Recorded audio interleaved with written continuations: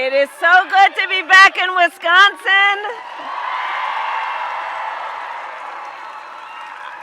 I thank you everyone for being, please have a seat. I thank you all for being here, but I have to emphasize that every time I come here, and Liz, I was actually a kid here too when my parents were at the University of Wisconsin, so we have that in common as well. In fact, Tony Evers always says when I land, welcome home. But I say all that to say every time that I've come here recently, one of the conversations that we have, all of us together, is how much we love our country, and that really is the binding factor in us all being together and taking the time to be together to really just renew and remind everyone of what is at stake, but born out of love that we have this fight. And I want to thank you, Liz Cheney, for reminding us that regardless of party affiliation is a factor that binds us all. And so I thank you for your support and your leadership and your courage.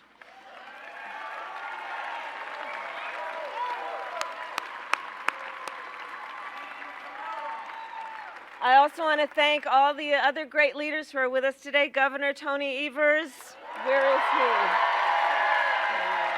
Thank you. Mayor Grant, thank you for the warm welcome. I want to thank Senator Tammy Baldwin, who is traveling around the state, but who I know you will re-elect in November. Thank you, Sheriff Mitchek, for your support and your life of service to the people of Iowa County. And so I do want to say a bit more about Liz Cheney. You all know her leadership, and she has obviously and so importantly been a leader for the people of Wyoming, but she has also been an extraordinary national leader and has served with great honor.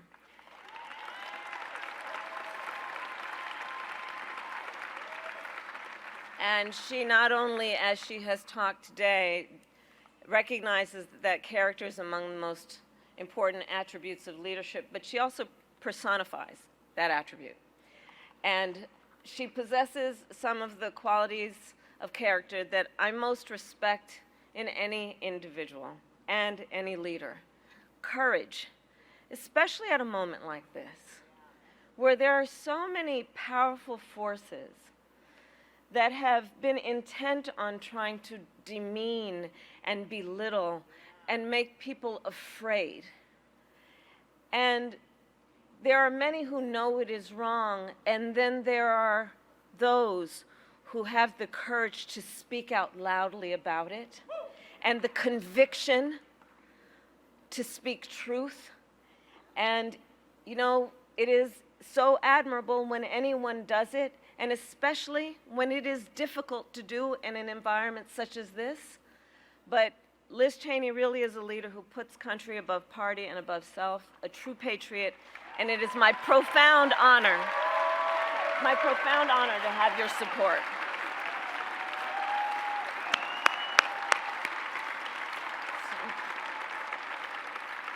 And I also want to thank your father, Vice President Dick Cheney, for his support and what he has done to serve our country.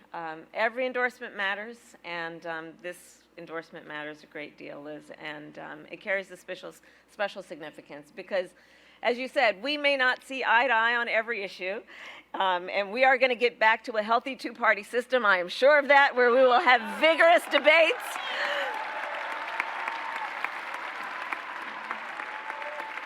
And as you said, you may not have supported a Democrat for president before, but as you have also said, we both love our country and we revere our democratic ideals.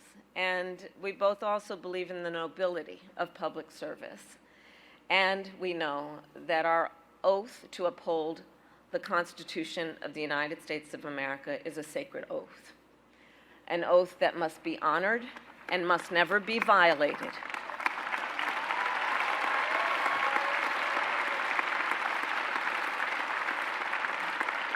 And your words today and the reason we are all here today, I think really do underscore perhaps one of the most fundamental questions that is facing the American people in this election. Who will obey that oath? Who will abide by the oath to preserve, protect, and defend the Constitution of the United States of America? I have had the privilege. Thank you. Thank you. Thank you. Thank you. Thank you. Thank you. And I have sworn an oath to uphold the Constitution 6 times in my career, including as Vice President, as a United States Senator, and as the top law enforcement officer of the largest state in our country. Responsible for upholding and enforcing the laws of the state and the laws of the United States was the work I did. And I have never wavered in upholding that oath. And I have always executed it faithfully and without reservation.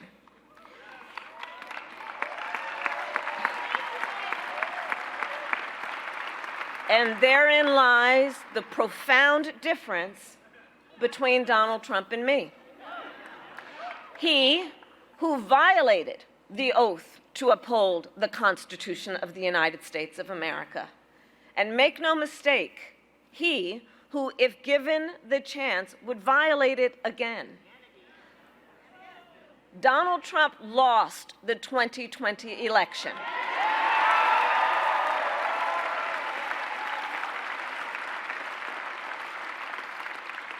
And as you have heard and know, he refused to accept the will of the people and the results of an election that was free and fair. As you have heard, he sent an armed mob to the United States Capitol, where they assaulted law enforcement officers. He threatened the life of his own vice president and refused to engage in the peaceful transfer of power. And let us be clear about how he intends to use power if elected again.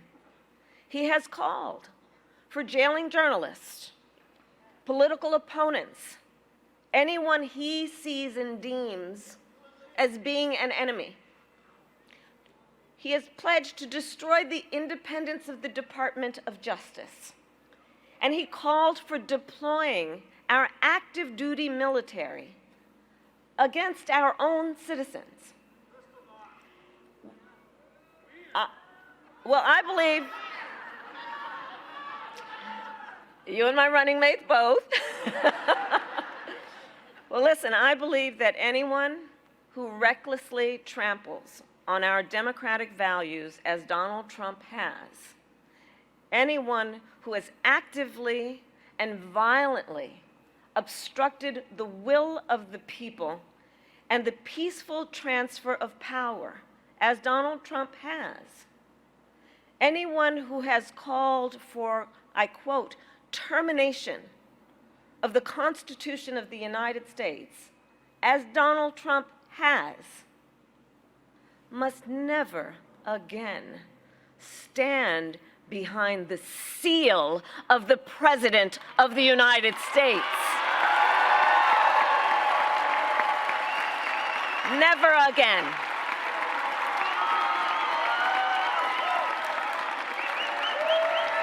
Never again.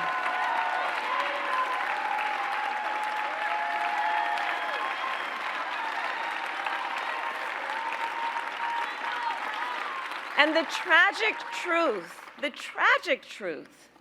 that we are facing in this election for President of the United States is that there is actually an honest question about whether one of the candidates will uphold the oath to the Constitution of the United States. That is the tragic truth of this election, that this is actually an honest question that we are having as Americans.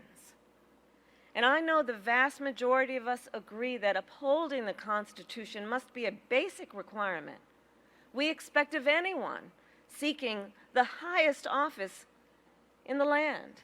I know the vast majority of us, regardless of your political party, agree we must hold sacred America's fundamental principles, from the rule of law to free and fair elections to the peaceful transfer of power.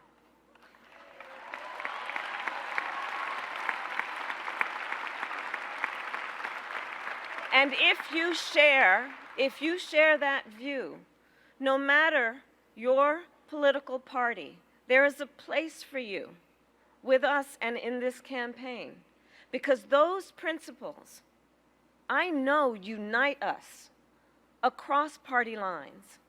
And in this election, I take seriously my pledge to be a president for all Americans. My entire career,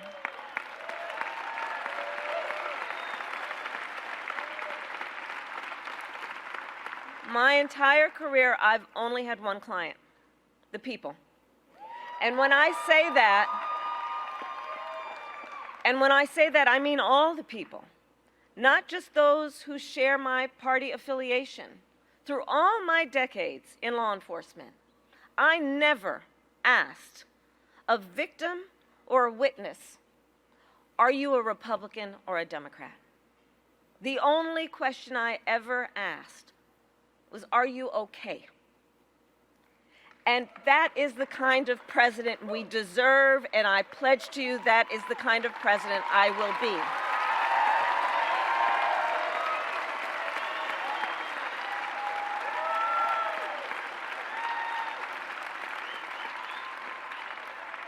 Because the President of the United States must not look at our country through the narrow lens of ideology or petty partisanship or self-interest.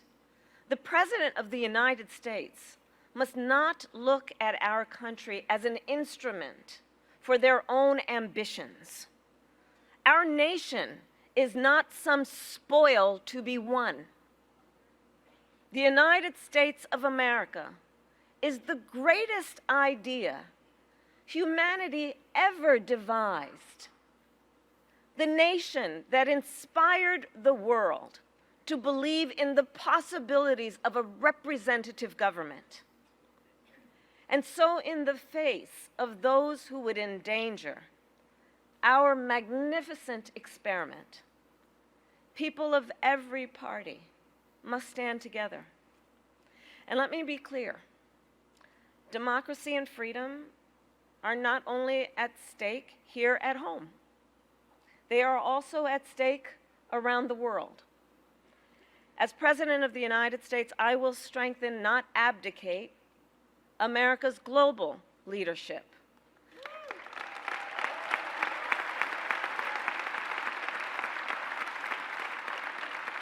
Last week, I met with Ukraine's President Zelensky. And the message I delivered was the same message I've shared with him every time I've seen him. I stand with Ukraine, and I always will.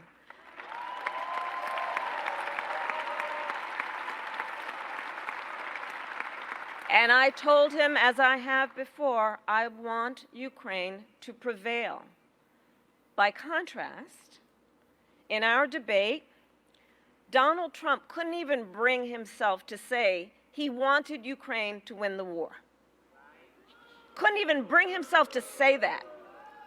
A war that Putin, a brutal dictator, launched against a free and independent people. Trump wants to force Ukraine to give up its sovereign territory, a bedrock principle upon which we stand and fight for. And you know who else wants them to give up their sovereign? Absolutely, territory? Putin. Putin. And that's not a plan for peace. It's a plan for surrender. Well, I believe that in the global struggle between tyranny and democracy, the President of the United States must always be on the side of freedom.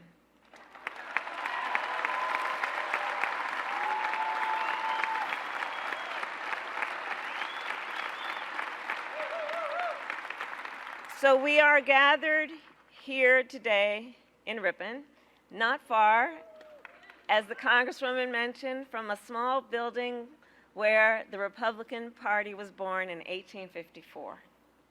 Liz Cheney stands in the finest tradition of its leaders. And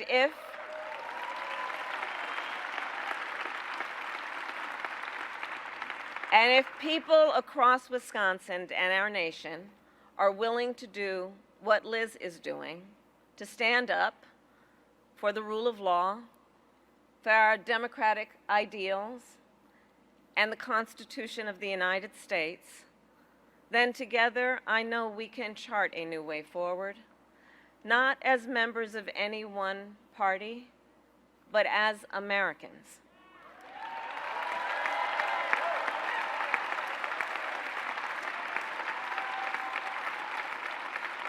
Americans who are united in our devotion to the country we love. I thank you all. May God bless you, and may God bless the United States of America. Thank you all. Thank you.